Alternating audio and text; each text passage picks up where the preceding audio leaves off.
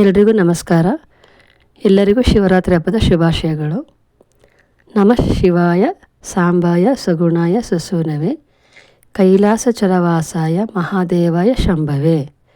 ಈ ಶ್ಲೋಕವನ್ನು ಹೇಳಿಕೊಂಡರೆ ಮಹಾಶಿವ ಪಾರ್ವತಿ ದೇವಿ, ಸುಬ್ರಹ್ಮಣ್ಯ ಸ್ವಾಮಿ, ಗಣೇಶನ ಕೃಪೆ ನಿಮ್ಮ ಕುಟುಂಬದ ಮೇಲೆ ಖಚಿತವಾಗಿ ಪ್ರಾಪ್ತಿಯಾಗುತ್ತದೆ.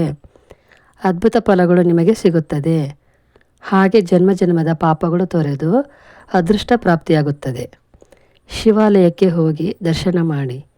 ದೇವಸ್ಥಾನಕ್ಕೆ ಹೋಗಲು ಸಾಧ್ಯವಾಗದಿದ್ದರೆ ಮನೆಯಲ್ಲೇ ಶಿವನ ಫೋಟೋಗೆ ಅಥವಾ ಭಕ್ತಿಯಿಂದ ಪೂಜೆ ಮಾಡಿರಿ. ಸಾಧ್ಯವಾದರೆ ಅಭಿಷೇಕವನ್ನು ಮಾಡಿ.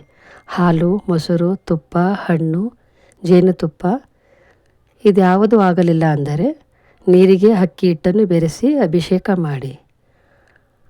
ಇಲ್ಲ ಅಂದರೆ ಹಾಲಿಗೆ ಸಕ್ಕರೆ ಬೆರೆಸಿ ಶಿವನಿಗೆ ಅಭಿಷೇಕ ಮಾಡಿ. ಶಿವರಾತ್ರಿ ಹಬ್ಬದಂದು ಶಿವನ ಮುಂದೆ ನಮ್ಮ ಕೋರಿಕೆಯನ್ನು ಬೇಡಿಕೊಳ್ಳಿ. ಶಿವರಾತ್ರಿ ಎಂದರೆ ಸಾಕ್ಷಾತ್ ಪರಮೇಶ್ವರನು ಹುಟ್ಟಿದ ದಿನ. ಈ ದಿನ ನೀವು ಭಕ್ತಿಯಿಂದ ನಿಷ್ಠೆಯಿಂದ ಶಿವನ ಮುಂದೆ ಕೂತು ಪ್ರಾರ್ಥನೆಯನ್ನು ಮಾಡಿಕೊಳ್ಳಿ. ಕೆಲವರು ಉಪವಾಸವಿದ್ದು ಪೂಜೆ ಮಾಡುತ್ತಾರೆ. ಮಹಾಶಿವರಾತ್ರಿ ಹಬ್ಬದ ದಿನ ಪರಮೇಶ್ವರನು ಲಿಂಗ ರೂಪದಲ್ಲಿ ಉದ್ಭವವಾಗುತ್ತಾನೆ. ಈ ದಿನ ಶಿವಲಿಂಗದ ದರ್ಶನ ಮಾಡಿದರೆ, ಶಿವಲಿಂಗದ ಬಗ್ಗೆ ಆಲೋಚನೆ ಮಾಡಿದರೆ ಶಿವನ ಕೃಪೆ ಪ್ರಾಪ್ತಿಯಾಗಿ ನಿಮ್ಮ ಜೀವನದ ಕಷ್ಟ ಎಲ್ಲ ಕಳೆದು ಹೋಗುತ್ತದೆ. ಶಿವರಾತ್ರಿಯ ದಿನ ಮೊದಲು ಗಣೇಶನಿಗೆ ಪೂಜೆ ಮಾಡಿ, ನಂತರ ಶಿವ ಪಾರ್ವತಿಗೆ ಪೂಜೆ ಮಾಡಿ. ಓಂ ನಮಃ ಶಿವಾಯ ಎಂದು 25 ಬಾರಿ ಅಥವಾ 108 ಬಾರಿ ಜಪಿಸುತ್ತಾ ಕುಳಿತ ಜಾಗದಲ್ಲಿಗೆ ಧ್ಯಾನ ಮಾಡಿ ಸಂಕಲ್ಪ ಮಾಡಿಕೊಳ್ಳಿ. ಶಿವನ ಸ್ತೋತ್ರವನ್ನು ಕೇಳಿ, ನಿಮ್ಮ ಬೇಡಿಕೆಗಳನ್ನು ಹೇಳಿಕೊಳ್ಳಿ.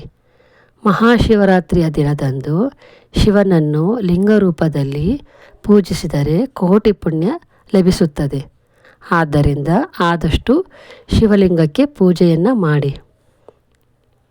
ಹೀಗೆ ಶಿವ ಪರಮಾತ್ಮನು ನಿಮ್ಮೆಲ್ಲರಿಗೂ ಸುಖ, ಶಾಂತಿ, ನೆಮ್ಮದಿ, ಸಂತೋಷ ಎಲ್ಲವನ್ನು ಕೊಟ್ಟು 100 ಕಾಲ ಕ್ಷೇಮವಾಗಿಟ್ಟಿರಲಿ ಎಂದು ಶಿವನನ್ನು ಪ್ರಾರ್ಥಿಸುತ್ತಾ, ಈ ವಿಡಿಯೋ ನಿಮಗೆ ಇಷ್ಟವಾಗಿದ್ದರೆ ದಯವಿಟ್ಟು ಸಬ್ಸ್ಕ್ರೈಬ್ ಮಾಡಿ, ಲೈಕ್ ಮಾಡಿ, ಶೇರ್ ಮಾಡಿ.